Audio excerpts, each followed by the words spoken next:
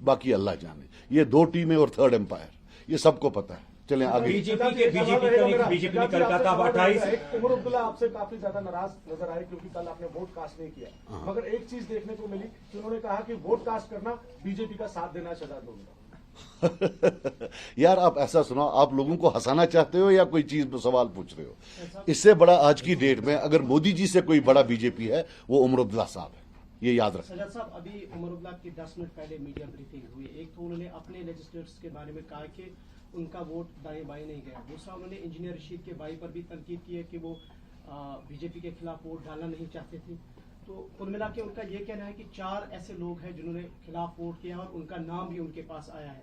अपनी पार्टी के बारे में उन्होंने कहा है कि कोई वोट दाएं बाएं। अगर उनके पास नाम आया है तो वो अनकॉन्स्टिट्यूशनल है। उनके पास कैसे नाम आया ये बताइए?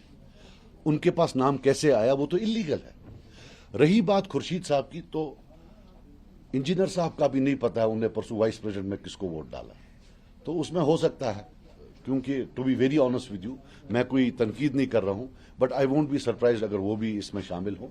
ये टीम बड़ा है, अब कौन क्या है थर्ड एम्पायर जानता है।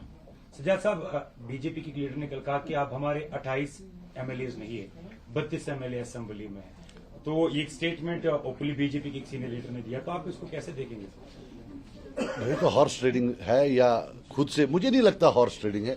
मुझे लगता है कि ये क्या नाम है इसका, अंडरस्टैंडिंग है। 32 नहीं है, वो 42 + 28 ये 70 है। 42 नेशनल कॉन्फ्रेंस के और 28 बीजेपी के, ये 70 हैं टोटल मिलाकर।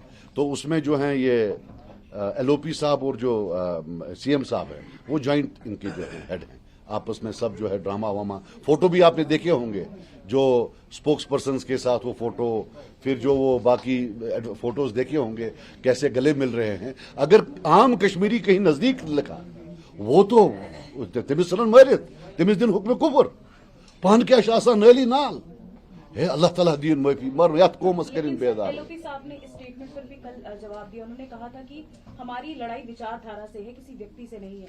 तो हाथ मिलाना या फिर किसी तरीके का कोई भी कार्य करना, उसमें कोई आपत्तिजनक चीजें नहीं होनी चाहिए। वो उन्होंने कहा था। मैं एक बात बता दूं, अगर उमर साहब आला किस्म के एक्टर हैं तो एलओपी साहब भी कोई कम एक्टर नहीं है, वो भी जबरदस्त एक्टर है। एक्टिंग में दोनों की बड़ी महारत है। हम ऐसी बात नहीं, मैं दोनों की इज्जत करता हूं, लेकिन एक्टिंग में दोनों जो हैं लगता है वो मुंबई में होता ना FTI वहां से पढ़ के आए। कांग्रेस की सारे रूल को कैसे देखते हैं? उन्होंने पहले कहा सेफ सीट नहीं मिली, फिर ऐसा लग रहा था शायद वो पोलिंग में हिस्सा भी नहीं लेंगे, लेकिन बाद में उन्होंने कहा हाईकमान ने हमें कहा है कि पोलिंग में हिस्सा भी लेंगे। और कल जिस तरह तारिक खन्ना साहब का ट्वीट भी आया वो तंज भी था, और वहां पे जो है उन्होंने जो है इनको कांग्रेचुलेट भी किया। देखिए मेरी बात सुनिए, मुझे बहुत इज्जत है सब नेशनल पार्टीज की इंक्लूडिंग कांग्रेस, और मैं कांग्रेस हाईकमान राहुल गांधी जी से भी अपील करूंगा यहां एज ए कश्मीरी कि या तो आप ओपनली बीजेपी के खिलाफ रहिए या उन पार्टियों को सपोर्ट मत करिए जो बीजेपी की गोद में है। कांग्रेस के पास एक प्लस पॉइंट है, वो एक वाहिद पार्टी है जिनका माजी बीजेपी से जुड़ा नहीं है, ना फ्यूचर में कभी वो बैठ सकते हैं। वो मुल्क के लेवल पर, नेशनल लेवल पर दो अपोजिट पार्टीज हैं। जब कांग्रेस किसी के साथ जुड़ जाती है जम्मू कश्मीर में, तो लोग ये प्रिज्यूम कर देते हैं कि ये एंटी बीजेपी होगा, वरना कांग्रेस के साथ कैसे बैठता है। यही राहुल गांधी साहब, मैं इनको बोलता हूं कि आपने क्यों, आप तो इतने बड़े लीडर हैं, आप पूरे हिंदुस्तान के लीडर हैं, आपने क्यों कांग्रेस को मतलब बिल्कुल जो है महदूद कर दिया है in the lens of 2 families, 2 parties? क्यों आप हम पर ये जुल्म कर रहे हैं? आप आए, आप इलेक्शन में उमर अब्दुल्ला साहब के घर गए, उनको एक क्रेडिबिलिटी मिली, उस क्रेडिबिलिटी को उन्होंने सबको बोला बीजेपी है और हम सबको क्रश कर दिया। हमने आपका क्या बिगाड़ा है? जब आप इनके घर गए वल्ला तब भी ये उनकी गोद में बैठे थे बीजेपी के, और आज भी ये बीजेपी की गोद में बैठे हैं। आप माने या ना माने, और मैं आपको बताऊं जितनी भी ये सो कॉल्ड इंडिया अलायंस में सेक्युलर पार्टीज हैं, मैं इनको आज चैलेंज करता हूं, do they know anybody apart from BDP and NC? They don't want to know anybody. उनका भी एक बहुत बड़ा रोल है कश्मीरी को एलियनेट करने में, वो किसी को जानना ही नहीं चाहते, बस इन 2 खानदानों को जानना चाहते हैं। एक एलीट क्लब है, ये क्या एलीट क्लब है? क्या कश्मीरी किसी और आम कश्मीरी से वो हाथ नहीं मिलाना चाहते? अब ये जो कांग्रेस का मामला है, वो दिल पर हाथ रखकर कहे, are they not by proxy supporting BJP है? और एक मशवरा उनको दूंगा, पिछला बिहार इलेक्शन, तब फारूक अब्दुल्ला साहब ने चाइना का बोला, उसके बाद कभी चाइना का बोला? कांग्रेस साहब ऐसे बयान इनसे दिलवाएंगे ये, आपको वहां प्रॉब्लम होगी। हमारे नुकसान को छोड़िए, अपना नुकसान देखिए।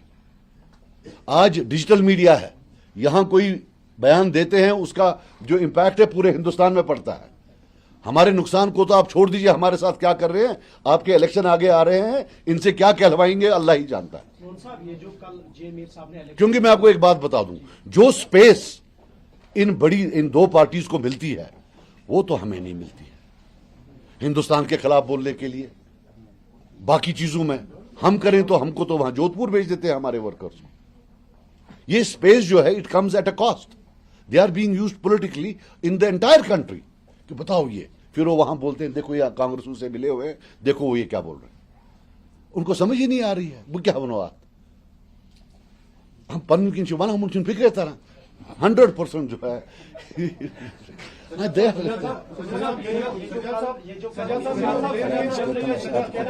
सपोर्ट पार्ट सर, ये जो कल जे मीर साहब ने अर्ज किया है चीफ मिनिस्टर को कि जिस तरीके से नॉन बीजेपी पार्टीज एक साथ हुई है, एक ऑल पार्टी डेलीगेशन ली जाए ताकि वो राइटफुल डिमांड्स को लेके गवर्नमेंट ऑफ इंडिया को प्रेशराइज करे। तो किस तरह से आप इसको ऑल पार्टी? मैं बिल्कुल सपोर्ट करता हूं, लेकिन हकीकत सच होनी चाहिए। जब हम वहां बैठेंगे, उमर अब्दुल्ला साहब उस साइड होने चाहिए बीजेपी वालों के साथ, और हम उनको फिर डिमांड करेंगे। बट मैं मीर साहब की जो डिमांड है बिल्कुल जायज है। इनको बीजेपी समेत सबको लेना चाहिए और वहां मिलना चाहिए।